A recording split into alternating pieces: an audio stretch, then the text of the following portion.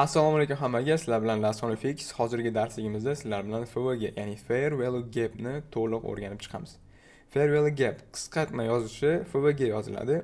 Bu bozorda tahlilida, ayniqsa Smart Money Concept asosida ishlatiladigan tushuncha, ya'ni FVG bozorning biror qismi yoki boshqa aytiladigan bo'shliqni ko'rsatadi.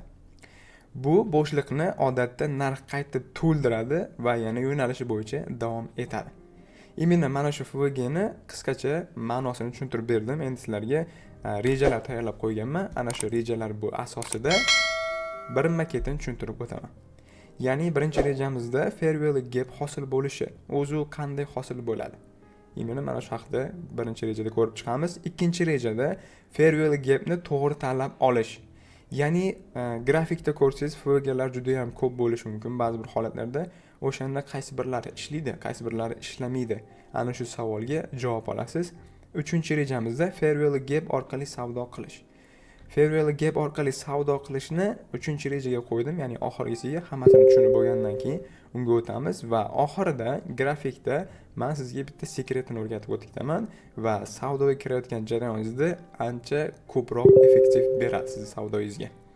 Imенно oxirgacha tomosha qilsanglar bu darslikda sizlar oxirida sekretini qo'lga olasizlar. Xo'p, darsni boshladik unda. Fair value gap. FVG hosil bo'lishi 3 ta shamni orasida bo'shliq qolib ketgandan hosil bo'ladi. Ya'ni mana bu yerda 3 ta sham, bu tomonda ham 3 ta sham. Va mana shuni orasidagi bo'shliq mana bu hisoblanadi. Ya'ni bitta shamni shpilkasini olamiz va undan keyingi bitta yana sham tanasini olamiz uni va undan keyin yana bitta shamni shpilkasini olamiz. Va mana shu o'rtada hisobga olmaganda mana bu bilan mana bu shamni shpilkalari bir-biriga tutashmaganini hisobiga bu yerda bo'shliq qolib ketdi deb hisoblanadi. Va mana bu holatda ko'radigan bo'lsak, ya'ni shamni shpilkalari bir-biri bilan tutashgan. Va mana shu holatda hech qanday bo'shliq yo'q. Ya'ni bu yerda FVG yo'q deb hisoblanadi. FVG ni to'g'ri belgilash mana bunday bo'ladi. Bu yerda esa normal yurish, bu yerda FVG yo'q. Hop, buni tushunib oldinglar degan umiddaman. Ya'ni normal grafikni hamda FVG grafikni ko'rib chiqamiz. Mana quyidagi grafik bu normal grafik. Ya'ni bu yerda hech qanday bo'shliqlar bo'lmaydi. Mana bu yerda ko'rgan bo'lsangiz, yaxshilab e'tibor berib qaranglar. Mana bu shpilkani bunisi kelib bergan, mana bu shpilkaga bunisi kelib bergan, ketma-ket bo'shliqlarni to'ldirib ketyapti. Va mana shu holatda bu yerda hech qanday FVG yo'q deb hisoblanadi.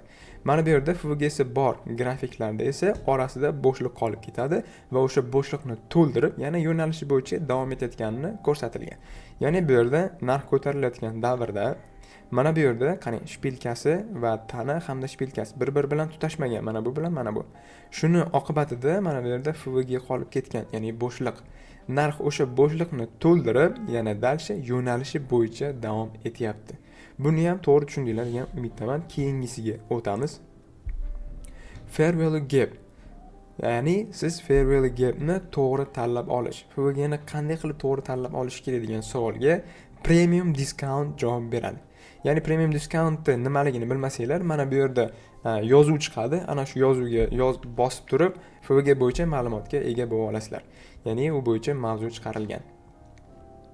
FVG ni to'g'ri tanlab olish uchun biz premium discount belgilab olamiz. Ya'ni mana bu minimum hamda maksimum shakllangan va shu yerda premium discount belgilab olsak, bizga discount zona kerak bo'ladi. Ya'ni uptrend bo'lganda tabiiyki discount zonadan savdoga kiramiz.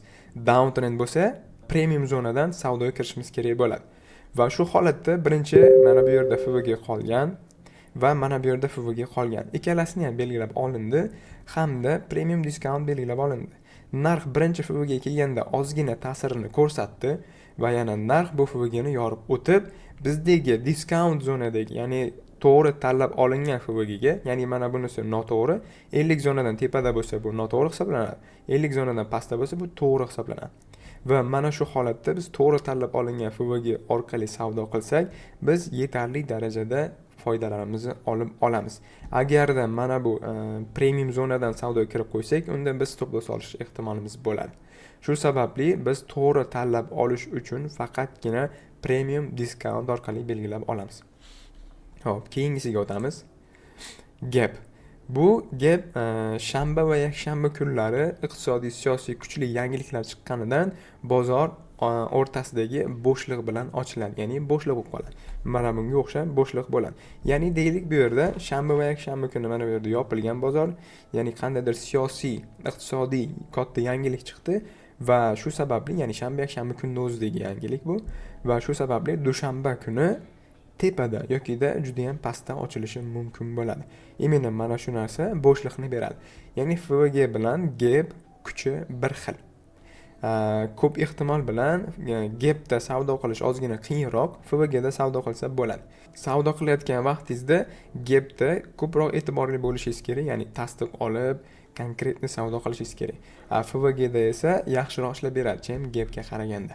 Va yana bitta hosil bo'lishi bugungi kunni yopilishi hamda keyingi kunni ochilishi, ya'ni o'rtadagi 2 soat kechqurungi 2 dan 3 gacha bo'lgan vaqtni ichida qandaydir katta o'zgarishlar bo'lishi mumkin, siyosiy hamda iqtisodiy. Ana shu oqibatida o'rtasida bo'shliq bo'lib ochilishi mumkin. Ya'ni bu gapni ham FVG qilib ishlatsa bo'ladi. FVG orqali savdo qilish.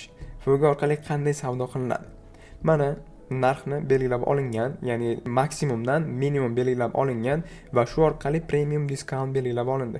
Mana bu nuqta 50 zona bizda premium discount hamda 07 079 nuqtalarimiz optimal trade entry nuqtamiz. Именно shu nuqtamizda bizda FVG bo'shliq qolib ketgan. Ana shu FVG ga kelgandan so'ng biz savdoga kirganmiz hamda take profit bilan yakunlangan. Именно mana shu orqali savdo qilishimiz kerak. Endi buni qoidalarga keladigan bo'lsak, birinchi qoidasi trend yo'nalishini aniqlash. Siz uptrenddamisiz yoki downtrendamisiz o'shani aniqlab turib, buy yoki sellni aniqlab olishingiz kerak. Ya'ni uptrendda bo'lsa siz buy uchun harakat qilasiz, downtrendda bo'lsa sell uchun harakat qilasiz. Savdo qilish uchun OTC zonalar FVG dan foydalanish. Ya'ni savdo qilayotgan vaqtingizda FVG nuqtangiz optimal trade entry nuqtangizda bo'lsa, bu juda ham idealni ishlab beradi degani. Uchinchi qoidamiz Fibonacci OTC zonasi 07 hamda 079 zonamiz. Ya'ni Fibonacci bo'yicha sizlarga hech qanday mavzularimiz o'tmaganmiz. Shu sababli Telegramga o'tib olsanglar, Telegramimizda Fibonacci bo'yicha mavzularimiz turibdi. Bemalol o'sha yerda o'rganib olsanglar bo'ladi. Ya'ni optimal trade entry nuqtalarimiz 07 hamda 079 zona. Xuddi shu zonada sizda FVG hosil bo'lgan bo'lsa, savdolar juda ham ideal ishlab beradi. Xo'p, endi men sekretlarga keladigan bo'lsam. Sizlarga bitta sekret o'rgataman, ya'ni FVG bo'yicha savdo qilish. Ya'ni oddiy FVG ni ishlatyapmiz, lekin biz bitta narsani inobatga olishimiz kerak. Ya'ni narx ko'tarilayotgan vaqtda bizda mana bunday narsa hosil bo'ladi. Ya'ni mana bu yerda qandaydir FVG hosil bo'lgani va bu FVG ishlagani mana bunday. Shu FVG ozgina ishlaydi va buni yorib o'tadi. Yorib o'tganda bizdagi mana shu FVG ni IFVG qilib belgilaymiz. Ya'ni oddiy FVG emas, IFVG qilib belgilaymiz. Mana shu imенно bu tasdiq olayotgan nuqtamizda bo'lishi kerak. Qandaydir bizda PDRA zonamiz, ya'ni supply and demand shunga o'xshagan SNR zonalarimiz bor. Hamda mana shu PDRAmizdan narx kelib pastga qarab tushayotgan davrda qandaydir mana shu FVG ni yorib o'tgani hamda mana shu FVG biz uchun juda ham ideal nuqta bo'lib beradi savdo qilishimizga. Ya'ni shu FVG ga kelganda biz sellga harakat qilishimiz kerak mana bu tarzda. Hop, mana bunday. 1 ga 3 error qilib yakunlaymiz. Ya'ni xuddi shu narsa diqqat bilan e'tibor beringlar, mana shu joyiga qarang. Mana bu yerda FVG bor. Va bu FVG ishlagan. Liniyaga olib ko'rsatishi mumkin. Mana narx keldi, bu ko'tarib yubordi FVG narxni va bu ishladi. Va keyin buni bu tomonga yana dal tushiradigan bo'lsak, qarang. Mana bu yerda tanasi bilan yorib o'tdi FVG ni, mana bunday qilib tanasi bilan yorib o'tdi va narx mana bu yerga kelganda biz savdo qilishimiz kerak. Ya'ni shu yerda biz sellga harakat qilamiz. Stop loss, take profit 1 ga 3 error. Mana shunday. Mana shu tarzda savdo qilib olsak bo'ladi. Va bu misollar juda ham ko'p uchraydi. Xo'p, mana bu yerda e'tibor beradigan bo'lsak. Mana bu yerda yana FVG bor, bo'shliq bor. ya'ni mana bu FVG ga kelib ishlab bergan. Mana bu tarzda ishlab bergan, narxni tushirib yubordi hamda buni yana break qildi. Ya'ni e'tibor bering, bu yerda отбойный zonada proboyga ishlash bo'lyapti. Bu juda ham kuchli ishlab beradi. Ya'ni mana bu zonada отбой bo'lishi kerak. Отбой tushdi ozgina va proboy qilib qo'ydi narxni. Mana shu zonamizni proboy qilib qo'ygandan keyin imенно shu zonamizga kelib, yana дальше deb qarab ketdi. Bu esa bizga IFVG ni beradi. Mana shunday. Mana shu IFVG orqali savdo qilib olsak bo'ladi. FVG dan stop lossimiz ozgina pastroq bo'ladi.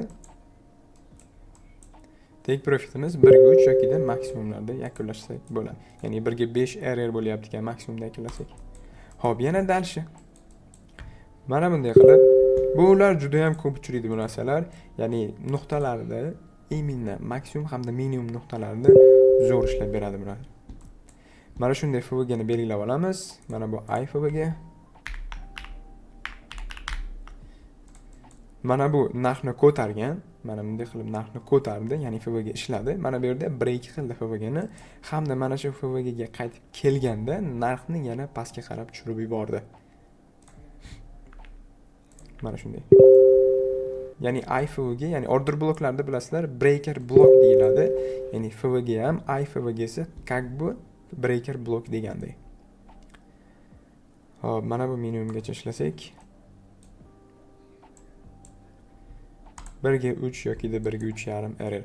Xuddi shu kabi davom etiladi. Imенно bu FVG ni IFVG qilib ishlatishni sekret nuqtasi. Bunga ko'proq praktika qilib, diqqat e'tiborni jamlab turib ko'radigan bo'lsangiz, juda zo'r narsani tushunib olasiz. Xo'p, bugungi mavzularimiz mana shular edi. Keyingi video darslarda ko'rishguncha xayr, sizlar bilan Lasxon FX bo'ldi. Joninglar sog' bo'lsin.